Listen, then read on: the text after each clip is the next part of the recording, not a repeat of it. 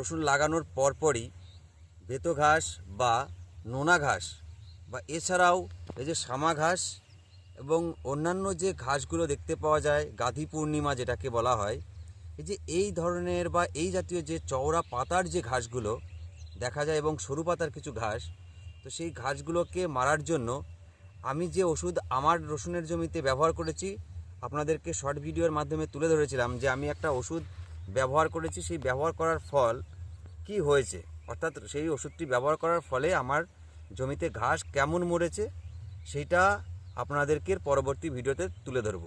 তো সেটাই আমি আজকে তুলে ধরার জন্য আপনাদেরকে দেখাবো যে কেমন ঘাস মরেছে এবং আমি কোন ওষুধটি ব্যবহার করেছি এবং সেই ওষুধের মাত্রা কতটা এবং কখন আমরা ব্যবহার করব, সেই সমস্ত বিষয় এক এক করে তুলে ধরবো আজকের ভিডিওতে। আমি অমৃত, আমার ইউটিউব চ্যানেল কৃষি সম্পর্কে আপনাদের প্রত্যেককে স্বাগত জানাই।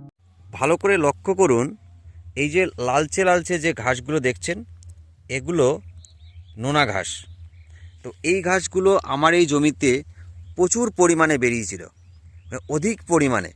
এই যে স্ক্রিনের উপর আবার দেখে নিন যে এত পরিমাণে বেরিয়েছে যে রসুন গাছকে পুরো ঢেকে দিত, কিন্তু ওষুধটি ব্যবহার করার ফলে সেই ঘাসগুলো কিন্তু একদমই জমিতে দেখা যাচ্ছে না। তবে এই যে কিছু পরিমাণে যেগুলো দেখা যাচ্ছে সেগুলো পরবর্তীতে বেরিয়েছে। তবে এই যে দেখুন, ভালো করে লক্ষ্য করুন যে এই যে দেখতে পাচ্ছেন কি না, এই যে দেখুন, এই যে এই ঘাসগুলো কিন্তু মারা গেছে। এই যে এগুলো সবই নোনা ঘাস। এবার এর সঙ্গে ভেতো ঘাস কিছু ছিল, সেই ভেতো ঘাস পুরো পরিষ্কার হয়ে গেছে, একদম পুরো ভেতো ঘাস জমিতে একটাও নেই। আর শামা ঘাস সেটাও জমিতে দেখা যাচ্ছে না। আর দেখুন, রসুনেরও কোনো প্রকারের সমস্যা নেই, কোনো প্রকারের স্পট দাগ বা কিছু কোনো প্রকারের সমস্যা রসুনেও দেখা যাচ্ছে না। এই যে রসুনের জমিতে যে ঘাসগুলো আপনাদেরকে দেখালাম, এই ঘাসগুলো মারার জন্য বা আপনার জমি, রসুনের জমি বাদে যদি পেঁয়াজের জমিতেও হয়ে থাকে যে ঘাসগুলো, ভেতো ঘাস বা এই যে গাধি পূর্ণিমা, এছাড়াও অন্যান্য যে চওড়া পাতার ঘাসগুলো রয়েছে, এই যে নোনা ঘাস, এই ঘাসগুলোকে মারার জন্য আমরা যে ওষুধটি ব্যবহার করেছি সেই ওষুধটা হচ্ছে, এই যে দেখে নিন, একবার দেখায় আপনাদের, এই যে অক্সিগার্ড, উইলোউড কোম্পানির অক্সিগার্ড। এই যে ভালো করে দেখুন, উইলোউড কোম্পানির অক্সিগার্ড, যার প্রধান উপাদান হচ্ছে অক্সি ফ্লোরোপেন 23.5% ইসি। এই যে ওষুধটি, এইটা যদি আমরা ব্যবহার করি তাহলে গাছের মানে আমাদের যে রসুন গাছ বা পেঁয়াজ গাছের কোনো প্রকারের কিন্তু সমস্যা আসবে না। কিন্তু আমাদের জমিতে যে সমস্ত আগাছাগুলো আছে, যে নামগুলো আমি বললাম, সেই আগাছাগুলো একদম জমি থেকে নির্মূল হয়ে যাবে। 99% আপনার জমিতে কিন্তু ওই ঘাসগুলো থাকবে না। তাহলে এই ঘাসগুলো মরবে কিভাবে? কিন্তু কোনো প্রকারের আমাদের জমিতে যে আমরা যে ফসলের চাষ করেছি সেই ফসলের কোনো প্রকারের ক্ষতি হবে না।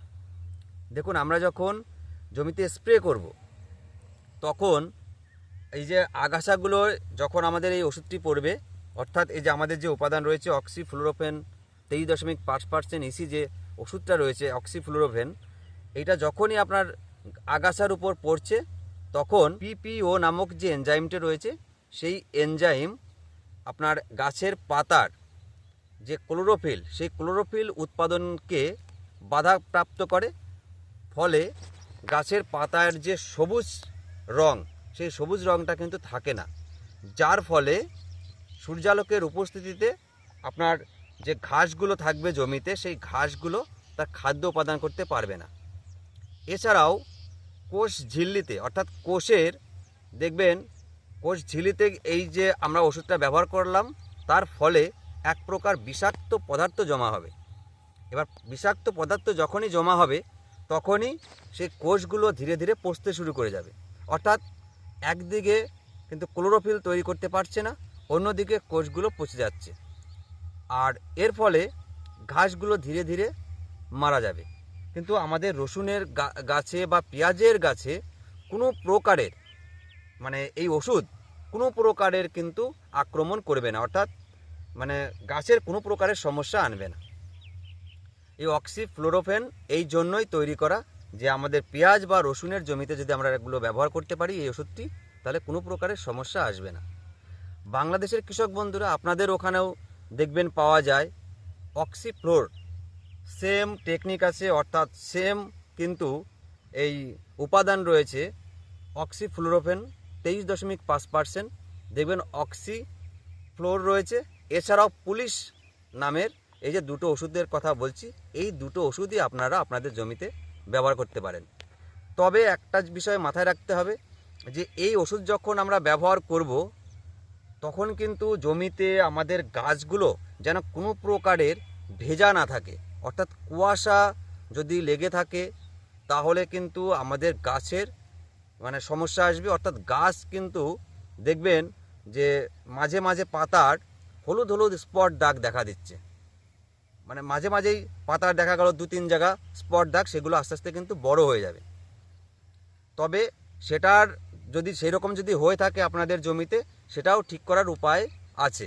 তবে আপনারা মাত্রাটা ঠিক রাখবেন এবং সময়টা ঠিক সময়ে দেবেন ওষুধটি।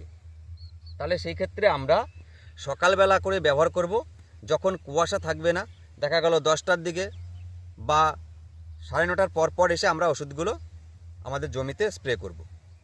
এইবার বলি যে এই যে ওষুধটি ব্যবহার করব মাত্রাটা কি পরিমাণে দেব।